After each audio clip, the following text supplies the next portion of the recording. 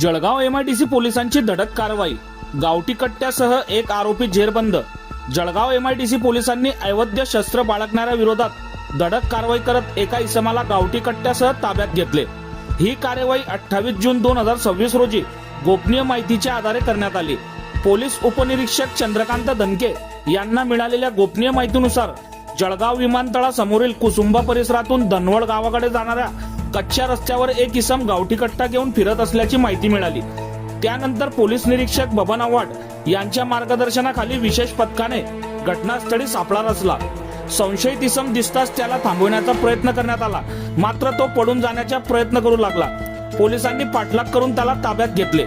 चौकशीत त्याने आपले नाव गणेश श्रावण सोनोने, वय वर्ष 24, राहणार कुसुंबा, जिल्हा जळगाव असे सांगितले। अंग झडती दरम्यान त्याच्या जीन्स पॅन्टच्या मागील बाजूस कमरेला खोचलेला एक लोखंडी काळ्या रंगाचा गावठी कट्टा मॅगझिन सह जप्त करण्यात आला।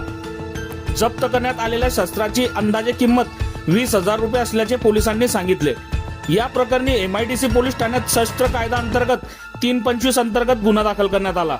ही कार्यवाही पोलीस अधीक्षक श्रीकांत धिवरे, अपर पोलीस अधीक्षक संदीप गावित आणि उपविभागीय पोलीस अधिकारी नितीन गणापुरे यांच्या मार्गदर्शनाखाली पोलीस निरीक्षक बबन आव्हाड यांच्या नेतृत्वात करण्यात आली।